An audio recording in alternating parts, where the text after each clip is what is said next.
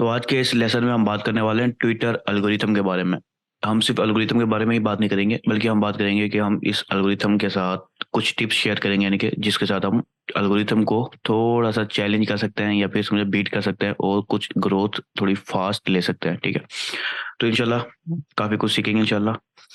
तो ये गोल मैं हर प्लेटफॉर्म के साथ ही आपको बताया है, और ताकि आपको अच्छे से याद हो जाए कि मेन गोल सब हर किस्म के प्लेटफॉर्म का यही है एक। ठीक है, और कुछ प्लेटफॉर्म मेरे ख्याल से इस गोल से आगे निकलने की भी कोशिश में लगे हुए हैं, जो शायद आने वाले चाल कुछ सालों में नजर भी आए, जिसमें से टिकटॉक, ट्विटर पहले नंबर पे आ रही है इस मामले में। अच्छा, तो सबसे पहली चीज, जैसे कि मैंने आपको हर प्लेटफॉर्म को लेकर समझाया, कुछ रूल्स का सेट होता है जो कंटेंट को रैंक करने के लिए डिस्क्राइब किया जाता है, बताया जाता है, या फिर उन्होंने एक पीछे बैक एंड पे लगाया हुआ होता है जो डिसाइड करता है कि कौन सा कंटेंट रैंक होगा उनके प्लेटफॉर्म के ऊपर। वो मुख्तलिफ फीड्स के ऊपर हो सकता है और मुख्तलिफ टाइमलाइन में हो सकता है। अब ट्विटर के अंदर कुछ फैक्टर्स हैं, जिनमें से एक location, virality, personal interest, recency and इसके अलावा कुछ और है, जैसे पोस्ट कंटेंट, मीडिया या नॉट। ये कुछ फैक्टर्स हैं, ये इससे ज़्यादा हम आगे अभी बात करने वाले हैं, जो डिसाइड करते हैं कि आपका कंटेंट रैंक होगा या नहीं होगा। इसके अंदर मैं एक चीज़ आपको बताना चाहूँगा कि ट्विटर वैसे तो इसके ज़्यादा अच्छे मिलियन सब्सक्राइबर नहीं है, यानी कि यूज़र नहीं है इसके, लेकिन ये है कि फिर भी इसके मंथली यूज़र जो है वो 300 million plus monthly active user है इसके। लेकिन अगर इनकी ट्वीट की बात की जाए तो तकरीबन 500 मिलियन पर डे ट्वीट होती है। ठीक है, तो इतनी बड़ी कम एक जितने, यानी कि उसके टोटल मिलियन यूज़र नहीं है, उससे ज़्यादा उसकी डेली की ट्वीट होती है। तो उन सबको हैंडल करने के लिए उन्होंने जो एल्गोरिथम बनाया है, हम वो अभी बात करने वाले हैं, जिसमें चंद ऐसी चीज़ें हैं जो आप अगर सही से फोकस करें, फॉलो करें, तो काफ़ी अच्छे अंदाज में आप ग्रो कर सकते हैं ट्विटर के ऊपर। और ट्विटर ट्विटर को बेचारे कुछ लोग जो है ना, अभी हम बात करने वाले हैं कि एल्गोरिथम वर्क्स की, कि किस तरह से वर्क करता है एल्गोरिथम। लेकिन ट्विटर को कुछ लोग बस गलत समझते हैं कि वो पाकिस्तान में खासतौर पर, कि वो सिर्फ और सिर्फ पॉलिटिशियंस या इस तरह की सियासी चीज़ों के लिए है। लेकिन ऐसा नहीं है, कंपनियां, बड़ी बड़ी कंपनियां इसे यूज़ करती हैं और ये काफ़ी ज़्यादा फायदेमंद है, खास तौर पे अपने कस्टमर से कनेक्शन की सूरत में। ठीक है, और काफ़ी सारी कंपनियां सपोर्ट फराहम करती है ट्विटर के जरिए। ठीक है, अपडेट्स देती हैं, साथ साथ हर चंद मिनट के बाद उन्हें पोस्ट आ रही होती है। ठीक है, वो सिर्फ कनेक्शन बिल्ड कर रही होती है और अपने कस्टमर से इंगेज रहती है, उन्हें इन्फॉर्म करती रहती है। ठीक है, लेकिन फिलहाल हम बात करते हैं कि ट्विटर का एल्गोरिथम काम किस तरह से करता है। तो देखें, दूसरी सोशल मीडिया कंपनीज की तरह ट्विटर का जो एल्गोरिथम वो भी ब्लैक बॉक्स एल्गोरिथम कहलाता है। ठीक है, ब्लैक बॉक्स ऐसा एल्गोरिथम होता है जो कंपनियों ने सीक्रेट रखा हुआ होता है, किसी को नहीं पता होता, सिर्फ कंपनी के चंद बंदों को सिर्फ उनकी कुछ हद तक चीज़ें पता होती है, एग्जैक्ट उन्हें भी नहीं पता होता, सिर्फ सोर्स का पता होता है। ठीक है, तो इसे ब्लैक बॉक्स एल्गोरिथम कहा जाता है, जो कि मशीन लर्निंग, जिसे हम एआई या आर्टिफिशियल इंटेलिजेंस भी कहते हैं, उसके ज़रिए बनाया जाता है, जिसके कुछ रैंकिंग सिग्नल्स की मदद से हम रैंक कर सकते हैं। अच्छा, ट्विटर की अगर हम बात करें ना, तो ट्विटर के जो यूज़र हैं वो 2 तरह की टाइमलाइन में जो है ना बेस करते हैं। वो होम देख रहे हो सकते हैं या फिर लेटेस्ट ट्वीट्स देख रहे होते हैं। ठीक है, होम के ऊपर कौन-सी पोस्ट रैंक करेगी और लेटेस्ट ट्वीट्स पे कौन-सी पोस्ट रैंक करेगी, वो एल्गोरिथम डिसाइड करेगा। इसके अलावा भी इसकी टाइमलाइन है, जैसे टॉपिक्स, एक्सप्लोर टैब टैब और ट्रेंडिंग फॉर यू टैब। ठीक है, तो इस सब में हर यूज़र के लिए अलग हो सकती है चीज़ें। तो सबसे पहली चीज़, लेटेस्ट जो ट्वीट्स हैं, अब देखिए, लेटेस्ट ट्वीट जो है वो रियल टाइम जो है ना क्रोनोलॉजिकल टाइमलाइन होती है, यानी कि जैसे कोई लेटेस्ट पोस्ट आई है वो आपको दिखाई जाएगी, खास तौर पे उन ट्विटर यूजर फॉलोअर्स के तौर पर। यानी कि अगर आपने किसी को फॉलो किया हुआ है तो खास तौर पे उन लोगों की ट्वीट्स आपको दिखाई जाएगी जो लेटेस्ट तरीन होगी।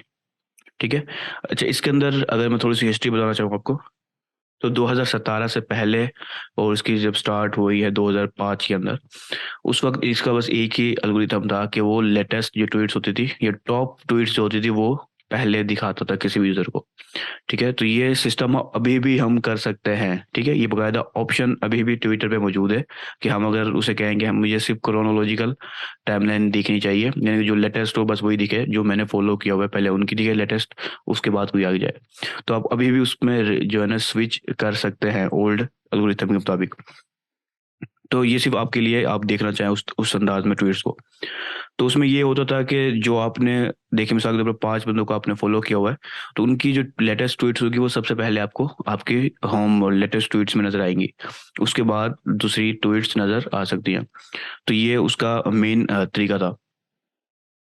तो इससे क्या होता है कि अगर आप जो क्रोनोलॉजिकल अगर आप सिलेक्ट कर लेते हैं, तो अगर आपने आपकी फ्रेंड्स वगैरह हैं कुछ, या फिर आप यूँ समझ लीजिए जिनको आपने फॉलो किया, तो उनकी ट्वीट्स आपको हर हाल में पहले नंबर पे नज़र आ जाएगी। पहले पहले से मुराद जो लेटेस्ट होगी।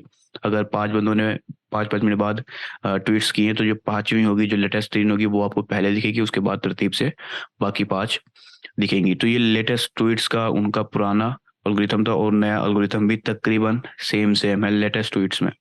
लेकिन अगर हम होम की बात करें,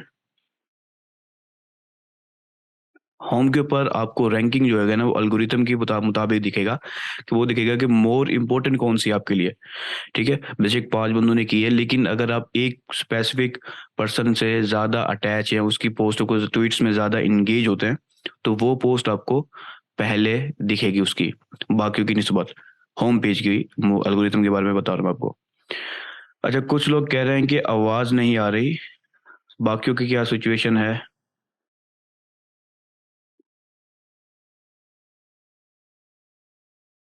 आवाज़ आ रही है आप लोगों को, या मैं इतना ज़्यादा सारा बोल गया हूँ, किसी को सुनाई नहीं दिया? ठीक है, बाकियों को आवाज़ आ रही है। तो होम की मैं बात कर रहा था कि होम डिसाइड करेगा कि कौन-सी ज़्यादा इम्पोर्टेंट है। ये डिफरेंट रैंकिंग सिग्नल की बुनियाद पर डिसाइड किया जाएगा, जो मैं अभी हम आगे जाके बात करने वाले हैं। तो लेटेस्ट ट्वीट्स और होम के अंदर अगर कोई चीज़ नहीं समझ में आई, तो वो आप मुझसे अभी पूछ सकते हैं, ठीक है? इसके अलावा मैं इतने थोड़ा-सा आगे जाता हूँ कि ट्विटर ने खुद एक्सप्लेन किया, होम या फिर टॉप ट्वीट्स के अंदर are ones you are likely to care about the most.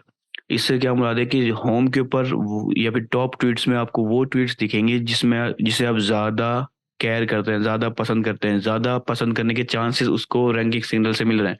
यानी कि 10 बंदों को आपने फॉलो किया हुआ है, एक से आप बहुत ज़्यादा एंगेज रहते हैं, तो उसकी टॉप ट्वीट आपको ज़्यादा दिखाने के चांसेस हैं, ठीक है? ट्विटर ने ये खुद एक्सप्लेन किया है, ठीक है? खुद एक्सप्लेन किया है, इसका ये चीज़ ध्यान में रखें। इस चीज़ मैं वैसे बता चुका हूँ आपको कि जो मोस्ट इम्पोर्टेंट होगी वो आपके ट्विटर के होम पेज पे नज़र आने के चांसेस उसके ज़्यादा हैं, ट्विटर के एल्गोरिथम के मुताबिक। तो बहरहाल मैं नेक्स्ट की तरफ जाता हूँ। अच्छा, जो टॉप ट्वीट्स हैं ट्विटर के मुताबिक खुद के, कि टॉप अभी ट्विटर ये कहाँ पर बताता है, ये ट्विटर भी ट्विटर के ऊपर ही बता रहा होता है, और कुछ उनके ब्लॉग होते हैं जहाँ पर ये चीज़ें बताई जा रही होती हैं। ठीक है, कि वो खुद कुछ नई अपडेट्स जो लेके आ रहे होते हैं, ख़ास तौर पे हालिया जो मसले चल रहे हैं उस बेचारे के, इलॉन मस्क के बाद इसकी अपडेट्स बहुत ज़्यादा आ रही हैं। तो based on accounts you interact with most tweets you engage with and much more. तो टॉप ट्वीट्स सिर्फ वही होंगे जिस अकाउंट से आपने ज़्यादा एंगेज किया हुआ है, ठीक है? ये जिस टाइप की ट्वीट्स आप एंगेज करते हैं, जैसे आप उसे लाइक कर रहे हैं, या उस पर कमेंट कर रहे हैं, या उसे रीट्वीट्स कर रहे हैं, तो ये सब कुछ मैटर करेगा आपको टॉप की ट्वीट दिखाने में, ठीक है? जो आप पे टॉप ट्वीट्स नज़र आ रही होंगी। अच्छा, ये मैं होम पेज की ही बात कर रहा हूँ, ठीक है? एक्सप्लोर टैब और टॉपिक का जो दूसरा सेक्शन है, वो उनका एल्गोरिथम अलग है, और वो काफ़ी ज़्यादा सिंपल है। अक्सर आपको एक्सप्लोर टैब में या टॉपिक टैब में जो आपने टॉपिक फ़ॉलो किए हुए होते हैं, वही नज़र आ रहे होते हैं। तो हम यहाँ पर होम पेज की बात कर रहे हैं, ठीक है? अच्छा, तो कुछ जो ट्रेंड्स हैं कि वो जिस बुनियाद पे डिसाइड करता है कि आपके होम के टाइमलाइन पे कौन से टॉपिक रैंक करेंगे, कुछ जो रैंकिंग सिग्नल हैं, उनमें पहली आती है रीसेंसी, ठीक है? इसके अंदर ट्विटर प्रायोरिटाइज़ करेगा trend based on topic that are popular now, ठीक है? जो टॉपिक पॉपुलर होगा उस वक़्त, उसकी ट्वीट को ज़्यादा अहमियत देगा, ज़्यादा इम्पोर्टेंट देगा आपको दिखाने में आपके होम पेज पे, होम फीड पे, और ये हर सेकंड में, हर मिनट में तब्दील होता रहता है, कि आपको फ़ौरन नई ट्वीट्स आपको दिखाने के लिए वो बेताब रहता है, और हर सेकंड बाद कुछ न कोई ना कोई 5, 10, 20 ट्वीट्स, अगर आप कुछ देर मौजूद रहें, तो ट्वीट्स पे ट्वीट्स आपको नज़र आती रहेंगी। तो वो ऐसे टॉपिक्स आपको दिखाना पसंद करेगा जो पॉपुलर ना हो, ठीक है? बल्कि उसके मुकाबले में जो कुछ दिन दिन पहले पॉपुलर थे या डेली बेसिस पॉपुलर थे, उनके बजाय वो आपको जो टॉप पॉपुलर नाउ होगा, उस वक्त मौजूद होगा पॉपुलर, वो आपको दिखाना पसंद करेगा। ठीक है, पहला इसका रैंकिंग फैक्टर है। दूसरा, रेलिवेंस। जो आपकी रेलिवेंस होगा ट्विटर, जो ट्वीट आप किसके रेलिवेंट होगी, वो आपको दिखाएगा। ये रेलिवेंसी मैं तकरीबन हर प्लेटफॉर्म पे आपको बताता रहा हूँ कि जो रेलिवेंसी का सिग्नल है वो काफ़ी ज़्यादा स्ट्रांग होता है, बेशक कोई भी सोशल मीडिया हो। तो अब अगर आपने प्रोफाइल है आपकी, उस पर आप ट्वीट्स भी करते हैं, तो वो देखेगा कि आप किस तरह की प्रोफाइल जो है, आप अपनी खुद की ट्वीट पे, अपनी खुद के प्रोफाइल पे किस तरह की ट्वीट्स करते हैं, ठीक है, या फिर आप किस तरह की ट्वीट से इंगेज होते हैं। ठीक है, वो मोस्टली इंगेज होते हैं, ठीक है, ज़्यादातर इंगेज हो रहे होते हैं जिस टाइप की ट्वीट्स है, उनकी जो टॉपिक्स हैं वो उसको देखेगा, उसकी हिस्ट्री को देखेगा कि ये 10 ट्वीट में से 5 ऐसे इस टॉपिक की ट्वीट से इंगेज हुआ है, तो उसे वो ध्यान में रखेगा। आपकी जो लोकेशन है ये बहुत ज़्यादा अहमियत रखती है ट्विटर के ऊपर, कि आप अगर आप पाकिस्तान में खोलेंगे तो आपको काफ़ी ज़्यादा पाकिस्तान के अंदर जो ट्रेंड चल रहा होगा वही आपको एक ट्रेंड सेक्शन में नज़र आ रहा होगा, प्लस आपको उसकी ट्वीट्स भी नज़र आ सकती हैं।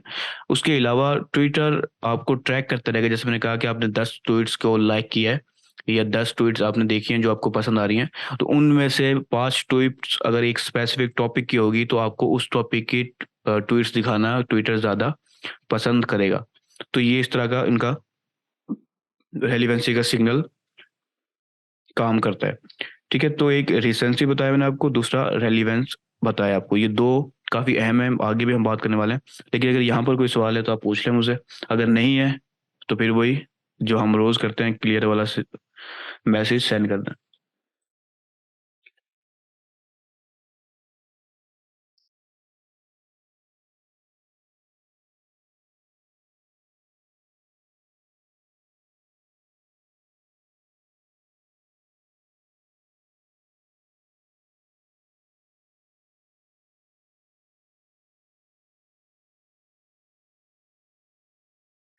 ठीक है, तीसरा जो रैंकिंग फैक्टर है वो इंगेजमेंट है। ठीक है, एक रिसेंसी है, दूसरा रेलिवेंस है और तीसरा इंगेजमेंट है। इस इंगेजमेंट की बुनियाद पर ही वो दो चीज़ें भी डिसाइड हो रही होती है। तो ये काफ़ी अहमियत रखता है ये तीसरा रैंकिंग फैक्टर, कि जिस भी ट्वीट से या फिर किसी इन्फ्लुएंसर से जिसको आपने फॉलो हुआ है या किसी कंपनी को फॉलो किया हुआ है आपने, तो उसके जिससे आप ज़्यादा इंटरेक्ट करते हैं उसकी पोस्ट आपको सबसे ज़्यादा दिखाएगा, ताकि आप ज़्यादा देर तक ट्विटर पे मौजूद रहें। वैसे इसका जो एवरेज टाइम स्पेंड है वो काफ़ी कम है बाकियों की मुकाबले में। ठीक है, तो मेन सीन वही है कि आपकी देखेगा वो कि आप ट्वीट किस तरह कर रहे हैं, रीट्वीट किस तरह से कर रहे हैं, रिप्लाई किस ट्वीट के ऊपर कर रहे हैं, लाइक कर रहे हैं वगैरह वगैरह। इस तरह के कुछ फैक्टर्स हैं, उनको देखेगा, इंगेजमेंट देखेगा आपकी मोस्टली। ठीक है, उसके मुकाबले में आपको होम पेज पे भी, आपकी जो उसका होम पेज है उस पे आपको ट्वीट सजेस्ट करेगा। ठीक है, इसके अलावा उसके जो ट्रेंडिंग टैब है वो भी इस अंदाज में आपको दिखाएगा कि ये ट्रेंड इस वक्त चल रहा है। और अगर आप थोड़ी देर गौर करके ट्विटर पे बैठे 5-10 मिनट, तो आप देखेंगे उनके जो ट्रेंडिंग टैब है वो भी वैसे कुछ टॉपिक ऊपर या नीचे आ रहे होंगे, जा रहे होंगे। ठीक है, तो उसकी वजह से भी यही है कि वो देख रहा है कि आपका असल में इंटरेस्ट किस चीज़ का है, तो उसके हिसाब से जो उसको अंदाजा लगा रहा होता है वो ऊपर नीचे हो रहे होते हैं ट्रेंड। ठीक है, ये 3 जो है ना मेन उसके फैक्टर थे। चौथा है रिच मीडिया। मीडिया से मुराद आपकी इमेज, वीडियोज़, गिफ या फिर पोल जो आपने पोस्टें की हैं, उसको वो देखेगा कि आप अगर जो ट्वीट कर रहे हैं उसमें किस टाइप का कंटेंट शामिल है। ठीक है, किस टाइप का कंटेंट शामिल है। अच्छा, तो यहाँ तक हमारे 4 मेन जो सिग्नल फैक्टर थे, रैंकिंग फैक्टर थे, वो हो गए हमारे। पहला रिसेंसी, रेलिवेंस, दूसरा इंगेज, तीसरा इंगेजमेंट, चौथा रिच मीडिया। ये 4 फैक्टर हैं। अगर आप ट्वीट कर रहे हैं तो आप इन सबको ज़हन में रखते हुए आपने फ़ोकस करना होगा, ताकि आपको ख़ास तौर पे इंगेजमेंट का सिग्नल ज़्यादा से ज़्यादा मिले। अगर इंगेजमेंट मिलेगा तो रेलिवेंस का सिग्नल भी मिल जाएगा और रिसेंसी का भी मिल जाएगा। और ये रिच मीडिया तो बड़ा आम चीज़ है कि आप खुद इमेज, वीडियो आप खुद डालने पर जो अगर आप डालेंगे तो आपको इसका भी सिग्नल जाएगा, अगर नहीं डालेंगे तो नहीं जाएगा। ये काफ़ी आसान है। ट्विटर थोड़ा-सा आसान अंदाज़ में काम कर सकता है अगर आप थोड़ी-सी मेहनत करें। मेहनत हर चीज़ हर उसमें ही होती है, किसी में बगैर मेहनत के काम नहीं होगा। तो ये 4 फैक्टर थे, इन चारों को आप ज़हन में रख लें। कोई सवाल इसमें है तो पूछ लें, वरना हम 1 मिनट के बाद ही अपने नेक्स्ट टॉपिक की तरफ जाते हैं। जैसे मैंने कहा ये एक शॉर्ट टॉपिक है हमारा आज का, तो आप थोड़े से एक्टिव रहें और हम इसको अच्छे अंदाज में कवर कर लेंगे। फिर आगे आने वाले जो टॉपिक है हमारे वो बहुत ज़्यादा अहम है, खासतौर पे कंटेंट क्रिएशन वाले।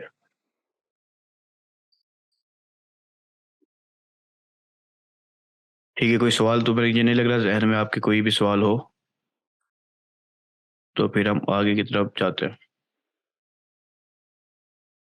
तो जैसे मैं आपको तकरीबन हर प्लेटफॉर्म में बताता रहा हूँ, यहाँ पर भी मैं आपको कुछ टिप्स बताऊंगा जो काफ़ी ज़्यादा फायदेमंद होगी इंशाल्लाह आपके लिए, अगर आप उसको किसी भी बिजनेस के लिए फॉलो करें। ठीक है, तो वो आपको काफ़ी ज़्यादा जो है ना मिसाल के तौर पे फ़ायदा देंगी ट्विटर के ऊपर रैंक करने के और ग्रो करने के लिए। और ये काफ़ी अहम है, इसको हल्के में मत लें ट्विटर को। पहला है maintain an active Twitter presence. ये सबसे अहम चीज़ है। वैसे ये किसी भी प्लेटफॉर्म के लिए अहम है कि आपकी एक्टिव प्रेजेंस होनी चाहिए अगर आप उस पर ग्रो करना चाहते हैं। हर प्लेटफॉर्म की थोड़ा सा डिफरेंट अंदाज में वो काम करता है। ट्विटर भी उसी अंदाज में थोड़ा सा अंदाज डिफरेंट अंदाज में काम करता है। तो देखिए ट्विटर के ऊपर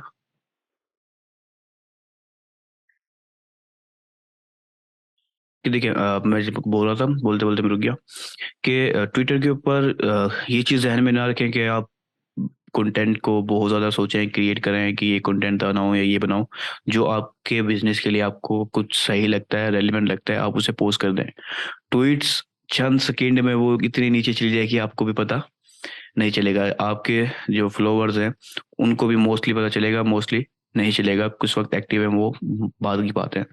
क्योंकि इसके अंदर किसी किस्म की एंगेजमेंट का सिस्टम नहीं है कि जैसे मिसाल के तौर पर यूट्यूब के ऊपर हम वीडियो बनाते हैं, उसको हम एक प्लेलिस्ट में अरेंज कर देते हैं। फेसबुक के ऊपर भी प्लेलिस्ट का ऑप्शन हमें मिलता है। ठीक है? तो इस तरह का सिस्टम इसमें नहीं है। और तो अब यहाँ पर आप जो भी ट्वीट्स करेंगे वो हो सकता है कि आगे वो आपके आपके खुद की फीड में ही गायब हो जाएगी। कुछ फीड्स ट्वीट्स को ही आप पिन कर सकते हैं, एक ट्वीट को खास तौर पर कि वो आप पिन करके अपने होम पेज पे रख सकते हैं। तो इसके ऊपर आपने ज़्यादा नहीं सोचना ट्वीट्स के ऊपर। सिंपल ट्वीट्स कर सकते हैं आप, सिंपल टेक्स्ट वाली भी, इमेज नहीं है तो गिफ वाली पोस्ट भी कर सकते हैं, हम वीडियो वाली भी कर सकते हैं। तो जो भी आप कर रहे हैं उसमें आप थोड़ा-सा ज़्यादा मत सोचिए, बस आपके लिए जो रेलेवेंट है वो आप पोस्ट कर सकते हैं, सिर्फ़ एक्टिव प्रेज़ेंस होनी चाहिए आपकी। यहाँ पर कुछ चीज़ें कि आप एट लीस्ट 3 से 5 पर डे आप ट्वीट करें। ठीक है? ये मैं आपको रिकमेंड करूँगा, इससे कम ज़्यादा आप खुद भी कर सकते हैं। ठीक है? लेकिन बेस्ट है कि कम से कम आप 3 से 5 करें, और अगर इससे ज़्यादा कर सकते हो तो 5 से 10 के दरमियान में आप ट्वीट करें। ये काफ़ी ज़्यादा हेल्पफुल होगी ट्विटर के ऊपर ग्रो करने के लिए। अच्छा, अगर मैं कम मिनिमम इससे मिनिमम बताऊँ, तो आप कम से कम 1 तो डेली की लाज़मी पोस्ट कर ट्वीट करें ना। वीक में 1 कर रहे हैं तो ये ट्विटर खुद बहुत ही बुरा सिग्नल लेगा ट्विटर इस चीज़ को, और आप ग्रो नहीं कर पाएँगे। दिन में कम से कम 1 तो हो, वरना 3 से 5 एक सही रेंज है जो ट्वीट आप कर सकते हैं। अब जैसे हम कल अपने पिछले लेसन में सॉरी परसों, पिछले लेसन में हम ट्वीट करी थी हमने, उस वक़्त सब दिखा देखते ही देखते सिर्फ़ हल्की-फुल्की सी 5 ट्वीट कर दी थी। आप रीट्वीट भी कर सकते हैं, ट्वीट भी कर सकते हैं। लेकिन मेन चीज़ है एक्टिव प्रेज़ेंस। मेन चीज़ एक्टिव प्रेज़ेंस है ट्विटर के ऊपर।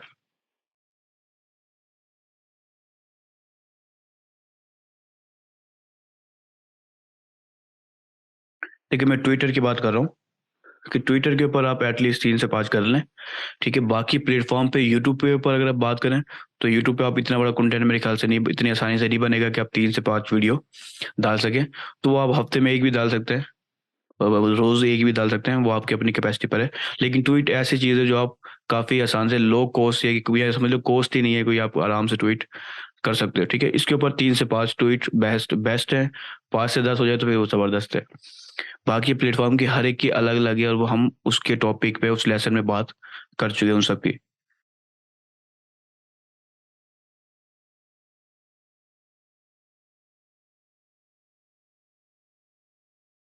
देखिए, वैसे तो मैं उन सब टॉपिक पे बात की है हमने अल्हम्दुलिल्लाह। लेकिन देखिए फ़ेसबुक के ऊपर अलग लेवल है, उसके ऊपर डिफरेंट आपके जो है ना आपको ऑप्शन मिलते हैं। ट्वीट तो नहीं होती उसमें, ज़ाहिर-सी बात है, एक सिंपल पोस्ट भी आप कर देते हैं, और वो काफ़ी ज़्यादा ना पॉपुलर है आजकल।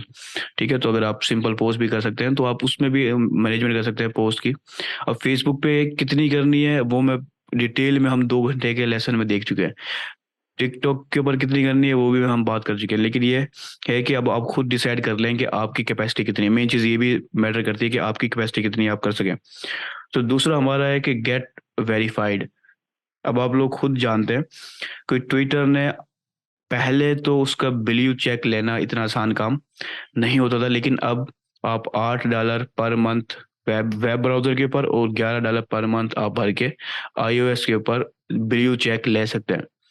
ठीक है, अब यहाँ पर पॉइंट ये आता है कि इसका जो फायदा ये होता है कि आप ट्विटर जिसके बाद ब्लू चेक था ना, उसको अब स्पेशल फीचर्स दे रहा है, जो आपको इस वक्त स्क्रीन पे भी दिखा रहा हूँ मैं, कि वो अपनी ट्वीट्स को एडिट कर सकता है, वीडियोस लॉन्गर वीडियोस पोस्ट कर सकता है।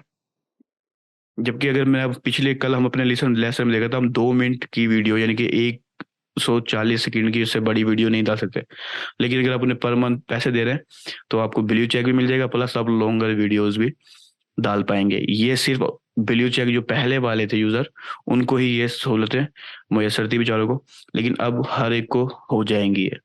ठीक है, ये ओल्ड पिक्चर मैं आपको दिखा रहा हूँ जिसमें वो कमिंग सून दिखा रहे हैं, और ये जो बीटा मोड इनका चल रहा है 4-5 कंट्रीज में, उन्होंने ये चीज़ लॉन्च भी कर दी है, यूएसए, कनाडा और दूसरी बड़ी कंट्रीज में।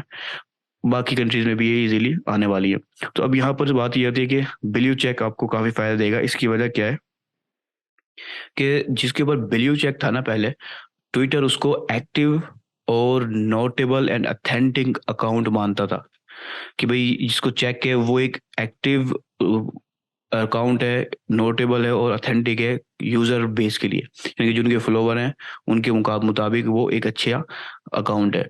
तो उसको ये ब्लू चेक मानता था, लेकिन अब ब्लू चेक हर एक को वो खुद दे रहा है, और इसका फायदा है उसके मुख्तलिफ एडिशन, उसको फीचर्स भी वो दे रहा है। तो वो फीचर्स में उसको इस अकाउंट को अथेंटिक भी मानेगा और एक्टिव भी मानेगा। जब वो पर मंथ $8 भर रहा है बेचारा, तो उसको एक्टिव भी मानेगा और ऑथेंटिक भी मानेगा, और कहीं ना कहीं हो सकता है कि इसको फायदा भी हो। इसकी इसकी जो मेन मिसाल अगर हम देखे जाए, देखें, मार्केटिंग ऑब्जर्वेशन का नाम है। ठीक है, जितना आप अच्छे से आप ऑब्जर्व करते हैं उतने अच्छे से आप मार्केटिंग कर पाएंगे।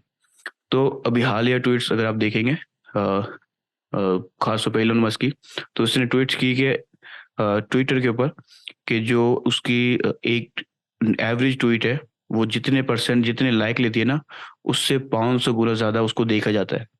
ठीक है, तो उसने वो ट्वीट जब की, तो उसके ऊपर एवरेज जो आई थी वो 5 लाख लोगों ने उसे लाइक किया था, और 56 मिलियन लोगों ने उसे व्यू किया था।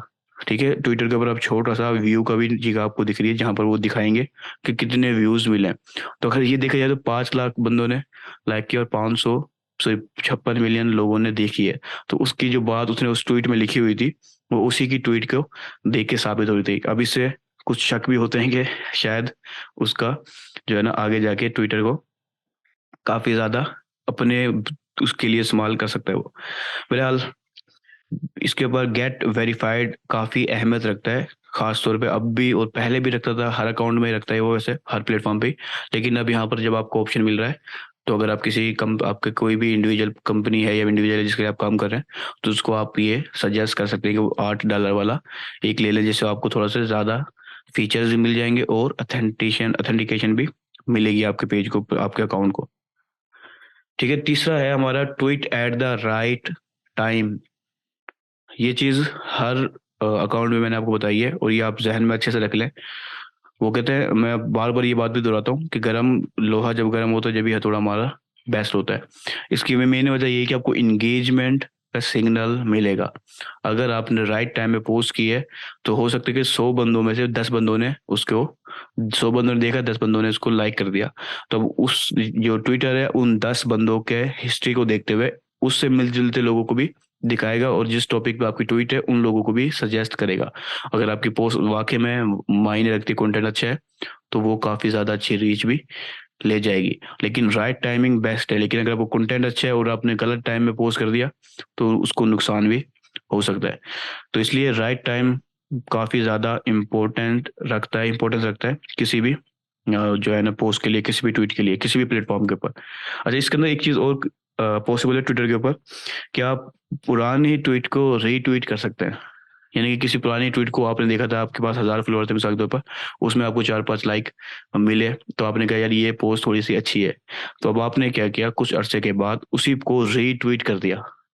ठीक है, एक आपको जो है कि कंटेंट क्रिएट नहीं करना पड़ा, दूसरा आपको पता है कि ये पोस्ट पहले ही अच्छी चल रही थी मेरे ऑडियंस में, तो उसके चांसेस दोबारा से अच्छे चलने के भी ज़्यादा है। तो रीट्वीट का जो ऑप्शन है काफ़ी ज़्यादा पावरफुल है, कि आप दोबारा से रीट्वीट कर लेंगे अपने ही प्रोफाइल के ऊपर बेस्ट टाइम में। ठीक है, ये चीज़ ध्यान रखें, बेस्ट टाइम मेन है किसी भी प्लेटफॉर्म के ऊपर और अच्छे से ग्रो करने के लिए। तो आपने जितनी जल्दी कोशिश हो सके जितनी जल्दी आपको ये देखना होगा, ऑब्जर्व करना होगा कि आपका बेस्ट टाइम कौन सा है। और बेस्ट टाइम ढूंढने के लिए सबसे आसान तरीका एनालिटिक्स होती है। दूसरा, आप खुद भी मुख्तलिफ टाइमों में रीट्वीट करके भी देख सकते हैं कि आपका बेस्ट टाइम कौन सा है अपने ही पोस्टों को। ठीक है, ये लाजमी नहीं है कि आपने एक बार ट्वीट किया तो वो आपके हर फॉलोवर्स को दिख जाए, ये बहुत कम होता है। एवरेज जो है वो तकरीबन ये देख रहे हैं 2 से 3% ही आपके फॉलोवर्स तक जो है ना आपकी पोस्ट पहुंच पाती है। ये आप जहन में रखें, 1 से 2 से 3% बस। बाकी आपकी ऑर्गेनिक पोस्ट आपके खुद के फॉलोवर्स तक भी नहीं जाती। तो आप रीट्वीट करके भी काफ़ी ज़्यादा आसानी से बेस्ट टाइम भी पता चला सकते हैं और आपकी एक्टिव प्रेजेंस भी मौजूद रहेगी। चौथा हमारा पॉइंट है यूज़ टैग्स पर्पजफुली। इसका क्या मतलब है कि ट्विटर ने भी खुद एनालिटिक्स जो आपको मैं अभी शो करवा रहा हूँ सामने कि 10% मोर अटेंशन होती है उस ट्वीट के ऊपर जिसमें हैशटैग शामिल हो, खास तौर पे ब्रांडेड हैशटैग। ठीक है, एक नॉर्मल ट्वीट से हैशटैग वाली ट्वीट ज़्यादा अट्रैक्टिव है, ज़्यादा इंगेजिंग है और ज़्यादा पावरफुल है। तो आप टैग भी डाल सकते हो और हैश टैग भी डाल सकते हो। अब इसके लिए आप ट्रेंडिंग हैश टैग के ऊपर भी नजर रख सकते हो और उसको क्रिएटिवली अपने बिजनेस के ऊपर अप्लाई कर सकते हो। ठीक है, लाजमी नहीं है कि आप किसी सियासी टैग के ऊपर आप शुरू हो जाए। आप अपने टॉपिक के ऊपर भी ट्रेंडिंग हैश टैग को ध्यान में रख सकते हैं और इसके अलावा अगर सियासी भी है बेशक, तो आप उसको भी क्रिएटिवली यूज करना चाहें तो आप कर सकते हैं। और इसकी मिसाल मैं यहाँ पर अभी देना नहीं चाहूंगा, वरना आप खुद मार्केटर हैं, आप ऑब्जर्व करें कि इस वक्त जो ट्रेंड चल रहा है उसमें अगर आप किस अच्छे अंदाज में अपने लिए अपने बिजनेस के लिए मार्केटिंग कर सकते हैं। क्रिएटिविटी कोई भी आपको नहीं दे सकता, क्रिएटिविटी आपके खुद के जहन से आएगी। बार बार हर एक के एज अ मार्केटर हर दूसरे पर्सन की मार्केटिंग को ऑब्जर्व करें, आपकी क्रिएटिविटी खुद ही अच्छी हो जाएगी। तो आप हैशटैग भी यूज कर सकते हैं, ट्रेंडिंग हैशटैग अपने टॉपिक के अंदर भी। इसके अलावा जो ओवरऑल ट्रेंडिंग हैशटैग हैं उनके जरिए भी आप क्रिएटिवली यूज करें, नेचुरली यूज करें, आपकी पोस्ट काफी ज्यादा तेजी से ग्रो कर सकती है ट्वीट। ठीक है, इसके अलावा आप दूसरे लोगों को टैग भी कर सकते हैं। ट्विटर के ऊपर ये टैग काफी अच्छी है, खास तौर पे इसमें रीट्वीट भी काफी ज्यादा पावरफुल अंदाज में काम करती है कि आप रीट्वीट क्वाट करके अपना सवाल कर देते हैं, उससे जो बेचारा जिसने पोस्ट की होती है उसको भी पता चलता है और अक्सर वो रिप्लाई कर रहे होते हैं और आपस में मैं ये कहूंगा कि जंग कर रहे होते हैं रीट्वीट के जरिए। ठीक है, रिप्लाईज के बजाय रीट्वीट के जरिए वो जंग कर रहे होते हैं, तो दोनों को ही फायदा मिल रहा होता है इस चीज के अंदर। तो इसलिए ट्विटर के ऊपर आप काफ़ी आसानी से ये सब चीज़ कर सकते हैं, टैग भी कर सकते हैं आप दूसरे लोगों को। मेन चीज़ है कि आपने स्पैमिंग नहीं करनी कि आप किसी को भी डालते जाएं, बार बार डालते जाएं या एक से ज़्यादा कुछ ज़रूरत से ज़्यादा ही डाल दें। तो इस तरह की चीज़ें नहीं करनी, आपको वैसे लिमिट मिल रही है ट्विटर के ऊपर ट्वीट करने की, तो आप एक आध पर्सन को टैग कर दें जो आपको हो सकता है कि उससे रेलिवेंट चीज़ उसके पास हो, यानी कि आपकी जो ट्वीट है उस वो रेलिवेंट हो सके और वो मोस्टली उसको रिप्लाई कर सके। तो इससे दोनों बंदों को काफ़ी ज़्यादा फायदा मिलेगा। ठीक है, हैशटैग भी इसके अंदर जो है टैग्स बोला है ना, इसलिए टैग्स का मतलब है हैशटैग भी और दूसरा लोगों को टैग भी करना, जिसे हम मेंशन भी कहते हैं। तो आप दोनों काम अपनी ट्वीट के ऊपर कर सकते हैं। अच्छा, यहाँ पर कोई सवाल है आपके जहन में? चार चार जो हमने अभी तक करके आए, ठीक है, उनमें कोई सवाल है आपके जहन में तो कर लें, वरना फिर हम आगे की तरफ जा रहे हैं।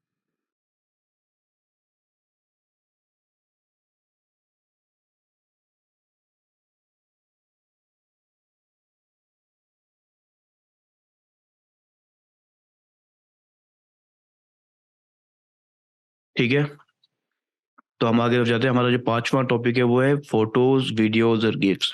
ये चीजें आपने लाजमी यूज करें। गिफ्ट तो जाहिर सी बात है आपको कॉस्ट ही कोई नहीं आएगी, आप इजीली मुफ्त के अंदर गिफ्ट कुछ भी अपने बिजनेस से रिलेटेड, अपने ट्वीट से रिलेटेड चीज़ों को जो है ना गिफ्ट में यूज़ करके जो आपसे रेलिवेंट हो आप पोस्ट कर सकते हो। ठीक है, जैसे मैंने कहा 3 से 5, तो ये बड़ी ही आसानी के साथ आप कर सकते हो 3 से 5 भी। टेक्स्ट पोस्ट सिंपल हो सकती है, एक दो इमेज पोस्ट डाल दी, साथ में गिफ्ट पोस्ट को शामिल कर दिया, 3 से 5 पोस्ट इजीली आप कर लेंगे। तो इसका मेन मकसद क्या होता है? इमेज हो, वीडियो हो या गिफ्ट हो, ये अटेंशन ग्रैबिंग होती है कि लोगों की, आपके जो फॉलोअर्स हैं उनकी अटेंशन को ग्रैब कर लेती है। और काफ़ी ज़्यादा इंगेजिंग होती हैं कि लोग उससे जो है ना इंगेज हो जाते हैं। तो इसलिए इमेज को की पावर को नज़रअंदाज नहीं किया जा सकता, वीडियो को भी नहीं किया जा सकता, साथ में इसके ऊपर आपको एक गिफ्ट का जो सोहरत मिल रही है, उसको भी आप नज़रअंदाज ना करें। इसको क्रिएटिवली, मैं बार-बार रिपीट कर रहा हूँ, क्रिएटिवली, ये नहीं कि आप बस ज़बरदस्ती कुछ भी डाल दें। ज़रा सोच समझ के ठीक से कि ये गिफ्ट बेस्ट है या ये इमेज बेस्ट है, वो डाल सकते हैं आप।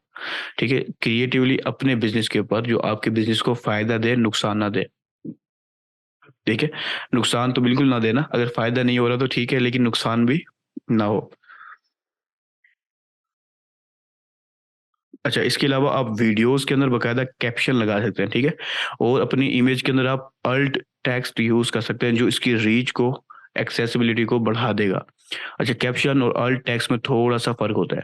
थोड़ा-सा नहीं, इससे थोड़ा ज़्यादा होता है, लेकिन मेन क्या है कि कैप्शन आपको इमेज या वीडियो के नीचे छोटी-सी लाइन में हर यूज़र को नज़र आ सकता है, ठीक है? वो फ्रंट एंड पे सबको नज़र आएगा एक छोटी-सी लाइन में। इस कैप्शन को हम अक्सर क्रेडिट देने के लिए यूज़ करते हैं, लेकिन कभी-कभार हम उसे उस इमेज या वीडियो को डिस्क्राइब करने के लिए, एक्सप्लेन करने के लिए भी यूज़ कर सकते हैं। अल्ट टेक्स्ट ये बैक एंड पे होता है, जो सिर्फ़ एल्गोरिथम या फिर जो रोबोट्स होते हैं, जिसे हम बोट्स भी कहते हैं, क्रॉलर भी कहते हैं सर्च इंजिन्स के ख़ास तौर पर, उनके लिए होता है कि वो बताते हैं कि हमारी जो ये वीडियो है या इमेज है, वो किस टॉपिक के ऊपर है।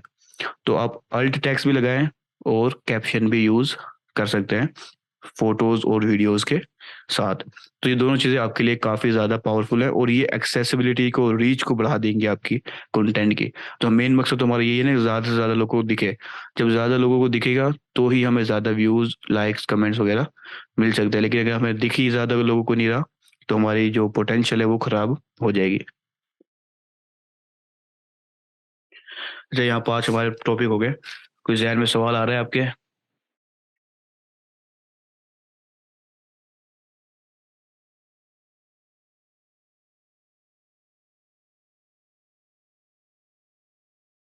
उम्मीद है नहीं आ रहा होगा सवाल।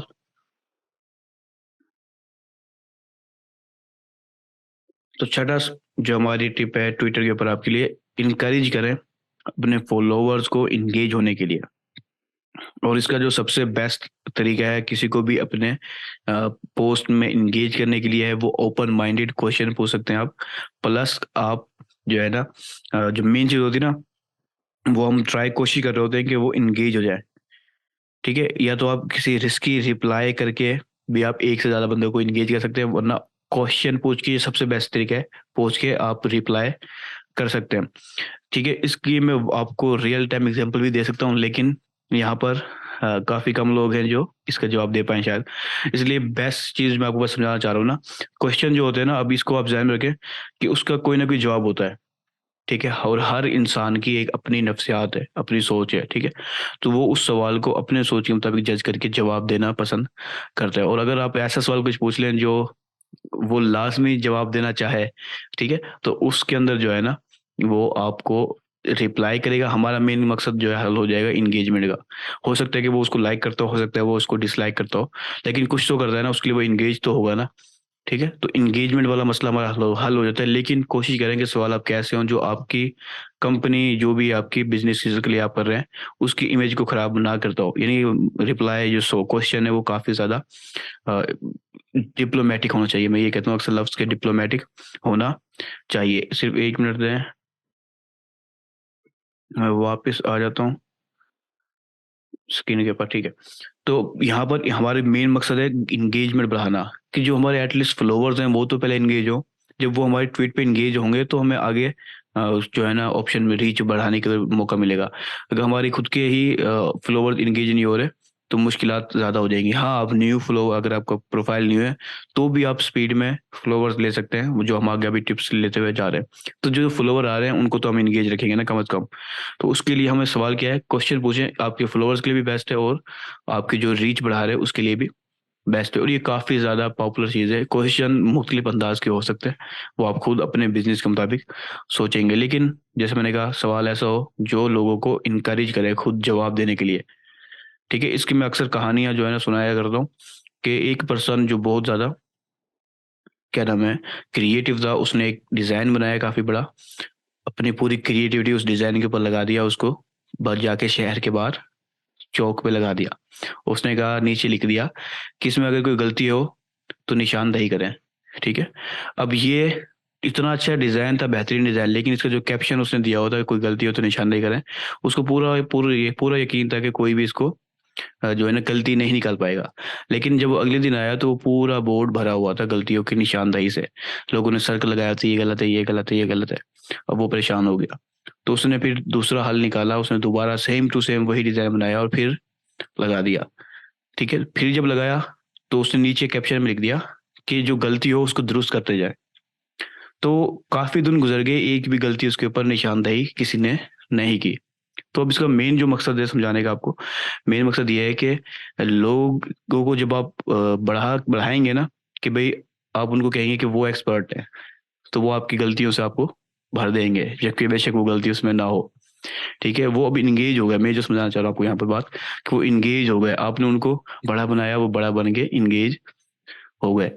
तो अगर आप उनसे ऐसी सवाल करेंगे जो वो नहीं कर सकते, वो फिर कहेंगे ठीक है यार ये सही है, बेस्ट है। लेकिन जब आप उनको उभारने के लिए सोचेंगे थोड़ा सा अपने बिजनेस के मुताबिक, तो वो आपको बेहतरीन अंदाज में इंगेज होंगे, और हमारा मसला जो होगा वो हल हो जाएगा इंगेजमेंट का। ठीक है। तो अब आप सोचेंगे आपके बिजनेस के लिए क्या चीज़ बेस्ट है कि जो लोगों को इंगेज करने के लिए जो है ना उभारे। तो वो अब आप लोग खुद अपने बिजनेस के मुताबिक सोचेंगे। ठीक है। तो हमारा जो 7वां पॉइंट है वो है ट्राई अ ट्विटर पोल। पोल से मुराद है वोटिंग सिस्टम। ठीक है। ये हम पहले भी बता चुका हूँ मैं आपको, कि पोल से मुराद होता है वोटिंग सिस्टम। अब वोटिंग इंगेजमेंट का ये सबसे आसान तरीका भी है ट्विटर के ऊपर, कि हम कुछ वोटिंग सी बनाते हैं जिसमें लोगों को या तो वो उस वोटिंग के खिलाफ होते हैं या फिर साथ होते हैं। ठीक है। दोनों सूरतों में ही वो इंगेज हो जाते हैं। मिसाल के तौर पर काफ़ी पॉपुलर जो इस वक्त आजकल है, कि आप किसको वोट देंगे, इमरान खान या फिर दूसरी पार्टी। ठीक है। तो वो बेशक जिस पार्टी का भी है, वो किसी न किसी के साथ तो इंगेज होगा ना। मेन मसला हल हो गया उनका इंगेजमेंट का। ठीक है। वो लोगों का एक तो इंसाइट भी मिल गया उन्हें, और इंगेजमेंट का मतलब भी हल हो गया। बेशक उसकी नेगेटिव उसके साथ हो या पॉजिटिव के साथ हो, दोनों सूरतों में वो इंगेज हो जाते हैं। प्लस वो लाइक भी कर जाते हैं अक्सर लोग, और कमेंट भी कर जाते हैं। ये मैंने आपको सियासी चीज़ के लिहाज से भी बता दिया, लेकिन पोल का सेम सिस्टम यही होता है। बेशक वो बिजनेस ही हो, उसमें आपके कस्टमर्स या फॉलोवर्स हैं, या तो वो एग्री होते हैं या फिर वो डिसएग्री होते हैं। दोनों सूरतों में वो इंगेज होके जाते हैं, तो आपको जो इंगेजमेंट है वो मिल जाती है। तो मेन मकसद, आप as a social media marketer, आपका मेन मकसद फोकस करना है इंगेजमेंट के ऊपर। जब इंगेजमेंट के आप ले आए, तो उससे आपको रेलिवेंसी का सिग्नल भी मिल जाएगा और दूसरे सिग्नल भी मिल जाएंगे, और आपकी जो पेज है वो ग्रो करना स्टार्ट कर देगा। तो मेन फोकस आपने रखना है लोगों के ऊपर। ठीक है। ग्रोथ से ज़्यादा लोगों पे फोकस रखें, वो खुद आपकी ग्रोथ भी कर देंगे। तो ट्विटर के ऊपर पोलिंग सिस्टम सबसे बेस्ट तरीका है इंगेजमेंट का। प्लस जैसे लिंक्डइन के ऊपर, लिंक्डइन पोल को सजेस्ट नहीं करता, ना ही पोल को वो अब ज़्यादा फीड पे दिखाता है, खासतौर पे मई 2021-22 के बाद। लेकिन ट्विटर में ऐसा नहीं है, आप इसमें एक से ज़्यादा पोल भी दिन में कर सकते हैं। लेकिन बहरहाल आप अपने फॉलोअर्स के मुताबिक जो कंटेंट है उसको डिस्ट्रीब्यूट करेंगे, और कभी पोल यूज़ कर लिया, कभी गिफ, कभी इमेज, कभी वीडियो, वो आप लोगों के खुद के ऊपर है। लेकिन पोल आप बेहतरीन अंदाज में यूज़ कर सकते हैं। इसकी मैं मिसाल आपको दिखाना चाह रहा हूँ। ये देखिए, इसने मार्च 2000 सॉरी 24 मार्च 2022 को में इसने पोस्ट की। इसके ऊपर आप खुद देखें, 1 मिलियन से ज़्यादा वोट हुए हुए हैं। अब पोस्ट क्या थी, Twitter algorithm should be open source. तो ये उस वक्त शायद उसने बाई नहीं किया होता, बाई इसने अब किया ट्विटर। तो हो सकता है कि वो अब ट्विटर के एल्गोरिथम को ओपन सोर्स कर दे, कि हर पर्सन उसके एल्गोरिथम को देख सके कि उसका एल्गोरिथम कैसे काम करता है। तो चांसेस हैं, लेकिन पता नहीं। लेकिन मैं यहाँ दिखाना चाह रहा हूँ कि 1 मिलियन लोगों ने वोट किया, जबकि सिर्फ 68,000 बंदों ने उसे लाइक किया है। ठीक है। लाइक से ज़्यादा उसकी वोटिंग है। जैसे मैंने कहा, कुछ लोग एग्री होते हैं तो कुछ लोग डिसएग्री होते हैं। बेशक जो चीज़ भी हो, लेकिन वो इंगेज हो जाते हैं। ठीक है। हमें नहीं पता कि वो एग्री हैं, यस है, यस बना दबा रहे हैं या नो दबाएंगे, लेकिन जो भी दबाएंगे वो दबाएंगे लाजमी। तो इसकी इंगेजमेंट काफ़ी पावरफुल होती है। अब देखिए, 1 मिलियन वोट्स उसको रिसीव हुआ, जिसमें 82% ने कहा ओपन सोर्स होना चाहिए। तो बहरहाल मेन मकसद आपको पोलिंग समझाना था, कि पोलिंग आप क्रिएटिवली खुद कर सकते हैं, जो लोगों को बेशक वो एग्री हो या डिसएग्री हो, इंगेज कर देगी आपके अकाउंट के साथ। तो जब वो आपके अकाउंट के साथ उनकी प्रीवियस हिस्ट्री मिल जाएगी इंगेजमेंट की, तो आपकी नेक्स्ट ट्वीट्स भी उनको दिखने में चांसेस बढ़ जाएंगे। ठीक है। तो अब 8वां हमारा जो पॉइंट है, वो है join relevant trends and topics. जो आपके बिजनेस के लिहाज से रेलिवेंट हैं, आप उनको ट्रेंडिंग को हैशटैग्स को भी फॉलो कर सकते हैं और टॉपिक्स को भी फॉलो कर सकते हैं। टॉपिक कैसे फॉलो होते हैं, कम्युनिटीज कैसे ज्वाइन होती हैं, वो हम अपने पिछले लेसन में बात करके आ चुके हैं। लेकिन रेलिवेंट चीज़ों को आप फॉलो करेंगे तो आप रेलिवेंट लोगों तक पहुंचेंगे। ठीक है, जैसे मैंने अभी पीछे बात करके आया हूँ रिसेंसी की, कि ट्विटर देखेगा कि आपकी खुद किस टाइप की पोस्टें कर रहे हैं, किस टाइप की पोस्टों को आपने फॉलो किया हुआ है, उसको भी देखेगा। आपके जो यूजर है उनका, आपके जो फॉलोअर्स है उनको भी देखेगा। उनको सबको देखते हुए वो आपकी ट्वीट्स जो आप कर रहे होंगे वो सजेस्ट करेगा। तो आपने भी अपने रेलिवेंट टॉपिक्स को फॉलो करना है। ठीक है, अपने रेलिवेंट टॉपिक्स को फॉलो करें, ट्रेंडिंग टैब के ऊपर नजर रखें एक्सप्लोर के अंदर कि क्या चीज़ ट्रेंड पे जा रही है, उसको सही अंदाज में आप क्रिएटिवली यूज करें। अब यहाँ पर मैंने बकायदा हाईलाइट किया है कि आपने जैक नहीं करना, हेड हाई जैक नहीं करना, यानी कि ट्रेंड को जैक कर रहे हैं या न्यूज़ को जैक कर रहे हैं, हैशटैग यूज कर रहे हैं किसी को, वही हैशटैग ट्रेंडिंग उठाया और डाल दिया, वो फायदा आपको नहीं देगा। क्रिएटिवली अगर आप यूज नहीं करते तो आपको ट्रेंडिंग हैशटैग भी फायदा नहीं देने वाले। तो इसलिए आप नज़र रखें, आप फॉलो करें, आपको आपके बिजनेस के लिहाज से आपके जो कस्टमर हैं उसके ज़्यादा से ज़्यादा इल्म आपको मिलता रहेगा। उसको आप अच्छे अंदाज में यूज़ करते हुए जो है अपने बिजनेस के ऊपर अप्लाई करेंगे तो आपको फ़ायदा भी पहुंचेगा। तो आठों पॉइंट ज़हन में रख लें, आपने ट्रेंड भी फॉलो करना है जो आपसे रेलिवेंट हो, और टॉपिक्स भी फॉलो करने हैं ट्विटर के ऊपर। कम्युनिटीज़ जो अभी नई हाल ही में आई हैं और मैंने बताया भी आपको कैसे ज्वाइन करना है, तो आप कम्युनिटीज़ को भी फॉलो कर सकते हैं। खास तौर पे पाकिस्तान से बाहर के जो आपके क्लाइंट हैं उनके लिए आप लाजमी ये सब चीज़ें ज़रूर करें, क्योंकि वहाँ पर ये चीज़ें पॉपुलर हो गई हैं काफ़ी, पाकिस्तान में भी आहिस्ता आहिस्ता पॉपुलर हो रही है।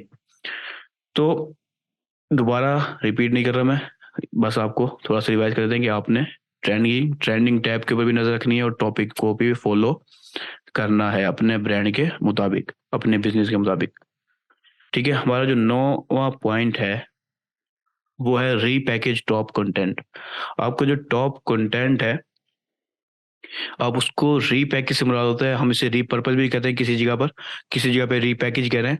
ठीक है, तो वो मेन मकसद ये है कि जो आपका जो ट्रेंडिंग, मैंने आपको पहले भी बात करके आया हूं अभी पहले, जो आपकी पहले कुछ अरसे पहले अगर आपकी कोई ट्वीट अच्छी परफॉर्म करी है तो वो बहुत ज़्यादा चांसेस हैं कि वो आपके बिजनेस के ऊपर दोबारा से अच्छे से प्रपोज अच्छे से काम करे। तो यकीन करें मैं पर्सनली अक्सर पोस्टों को सेव करके रखता हूँ अपने पास, खास तौर पर अपने लिए भी और अपने किसी क्लाइंट के लिए भी, कि मुझे पता है कि ये कंटेंट हो सकता है कि दोबारा से मुझे इस्तेमाल करना पड़ जाए। ठीक है, खास तौर पे इंस्टाग्राम के लिए ये हो रही है इस चीज़, फेसबुक और ट्विटर के लिए, खास तौर पे इंस्टाग्राम के लिए, लेकिन यहाँ पर भी काफ़ी फायदेमंद है ट्वीट्स के ऊपर भी। इसकी वजह ये है कि मैंने जैसे कहा कि हम रीपर्पज कर सकते हैं कि यार ये कंटेंट अच्छा चला है, कुछ अर्से बाद हम उसे दोबारा से यूज़ कर सकते हैं, या फिर उस कंटेंट को इस्तेमाल करते हुए हम एक क्रिएटिवली एक नया आइडिया ले आते हैं। लेकिन हमारे पास मौजूद होगा तो हमें फिर ही हम कर पाएंगे, अगर मौजूद ही नहीं है तो हमें पता ही नहीं कोई कुछ भी।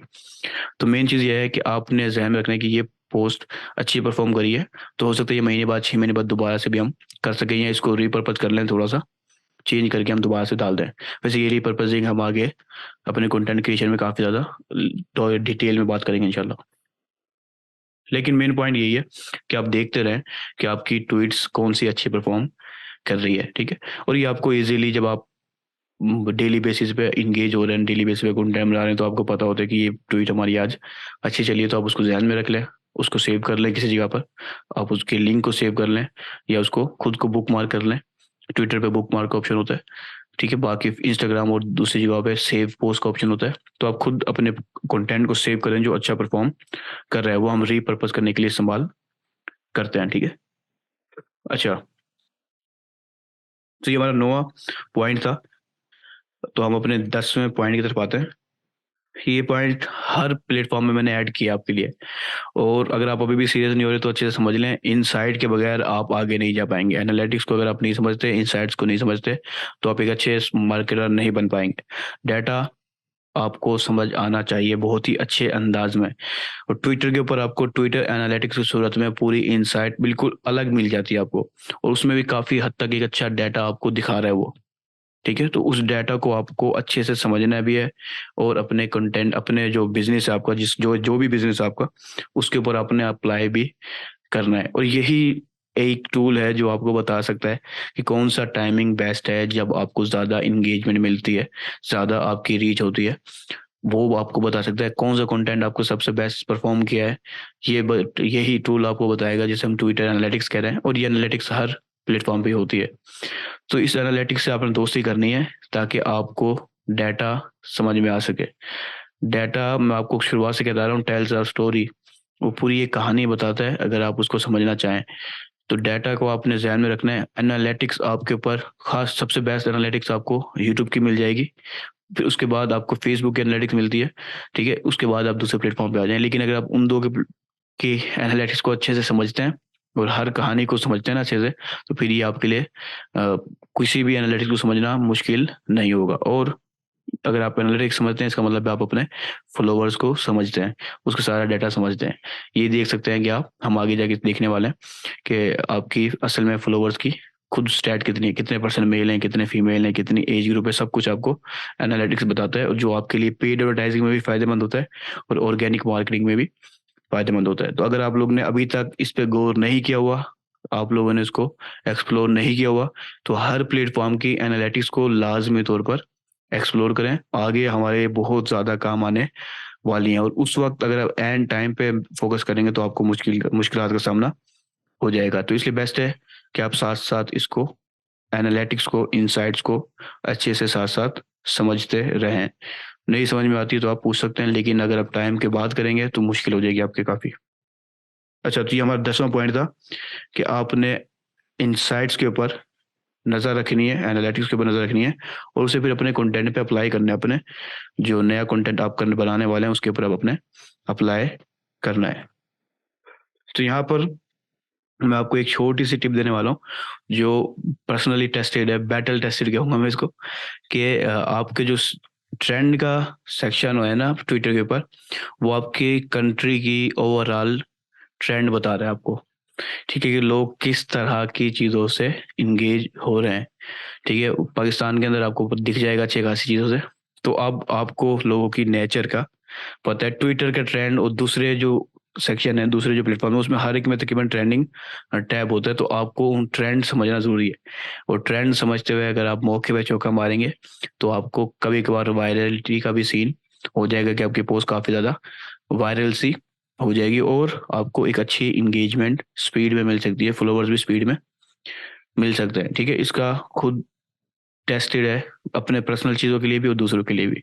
इसलिए ये चीज़ आपने ध्यान में रखनी है कि ट्विटर का ट्रेंड आपको काफ़ी फ़ायदा दे सकता है दूसरे प्लेटफॉर्म के ऊपर भी एक अच्छा कंटेंट बनाने के लिए। तो यहाँ पर हमारा कंटेंट हो गया। इस तो आज का टॉपिक हमारा अल्हम्दुलिल्लाह कंप्लीट हो गया, ट्विटर की एल्गोरिथम भी और उसके टिप्स भी। इंशाल्लाह हम अपने नेक्स्ट लेसन मिलेंगे सोमवार वाले दिन। तब तक के लिए अल्लाह हाफिज़।